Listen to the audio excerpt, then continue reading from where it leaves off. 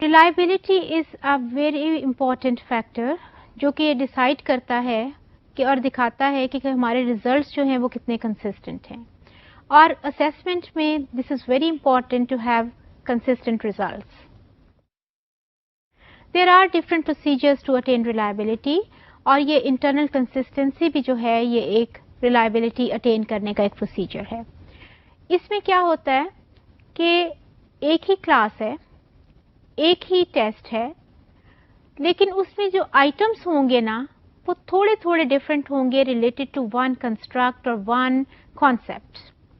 Let's say कि आप उसमें नाउन से रिलेटेड आइटम्स हैं, उसमें वर्ब से रिलेटेड आइटम्स हैं. फॉर इंस्टेंस क्वेश्चन नंबर 1 ये आपके नाउन को डील कर रहा है, और उसके ए बी सी जो पार्ट हैं वो तीनों ही नाउन से रिलेटेड हैं, लेकिन क्वेश्चंस फोकस नाउन को करेंगे, थोड़े थोड़े डिफरेंट होंगे.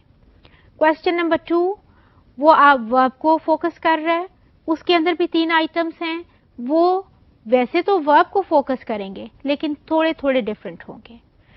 सो जब आप उनके रिजल्ट्स को देखेंगे आप टेली करेंगे कि A part, B part, C part of question 1 focusing on noun, लेकिन उसमें कितने क्लोज हैं इनके मार्क्स, इनके रिजल्ट्स. अब अगर एक बच्चा नाउन को अच्छी तरह से जानता है तो ऑब्वियसली वो ही will be in a position to solve part 1 very accurately, very promptly, और बी पार्ट को भी वो वैसे ही करेगा.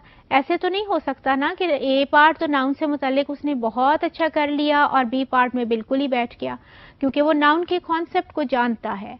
तो इनके जो एक ही कॉन्सेप्ट से डील करते हुए क्वेश्चंस होंगे वो आपको रिलायबिलिटी फैक्टर को वो फोकस कर रहे होंगे.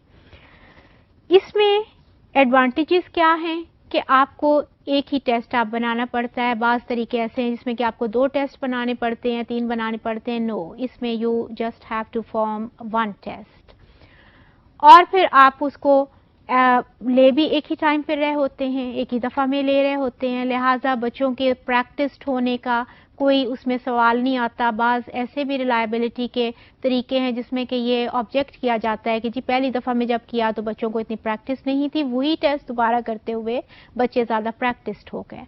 तो इसमें ऐसी भी कोई चीज़ नहीं है, और इसमें वो गैस वर्क से भी कम ही इसमें चलता है ना. ये नहीं आप कह सकते कि नाउन पार्ट 1 में उसने अगर गैस वर्क में अगर उसको नाउन पार्ट 1 आता है इट मीन्स बी भी आता है, अगर ए नहीं आता है तो सी भी, क्योंकि वो all are focusing on certain concepts. तो ये सारे इसके एडवांटेजेस हैं. लेकिन डिसएडवांटेज इसका ये है कि जब ये चीज़ें हम रिसर्च में कैलकुलेट करते हैं तो रिमेंबर हम सिर्फ यही नहीं कह देते कि ये रिलायबल है, ये अनरिलायबल है. नो, उसको हम एक बहुत बड़े सिनेरियो में और बहुत बड़े कैनवस पे देख रहे होते हैं, और बहुत सारे फॉर्मूला हैं जो कि अप्लाई कर करके देख रहे होते हैं.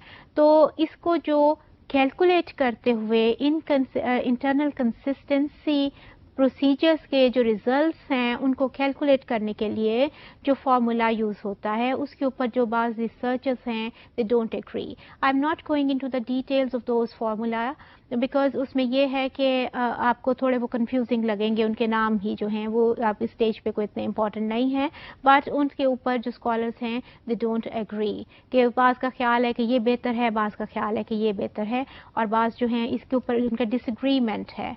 तो इसलिए जो ये इसका बिग डिसएडवांटेज है, क्योंकि आप किसी चीज़ के ऊपर किस तरह आप उसको आगे लेके चल सकते हैं ना कि जिसके ऊपर के फार्मूला वो तरीका जो कि कैलकुलेट करना है उसके ऊपर ये डिसएग्रीमेंट आ रहा हो.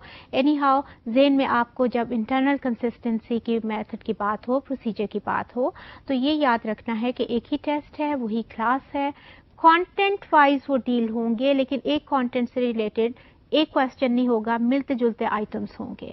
अगर आपके मल्टीपल चॉइस भी हैं, ये नाउन से रिलेटेड मल्टीपल चॉइस हैं, ये वर्ब से रिलेटेड मल्टीपल चॉइस है, और उनके मुतालिक आपको जो रिजल्ट्स होंगे ना वो बता देंगे कि नाउन के कॉन्सेप्ट के ऊपर आपका नॉलेज कैसा है, वर्ब के ऊपर आपका क्या नॉलेज कैसा है. This is about this method.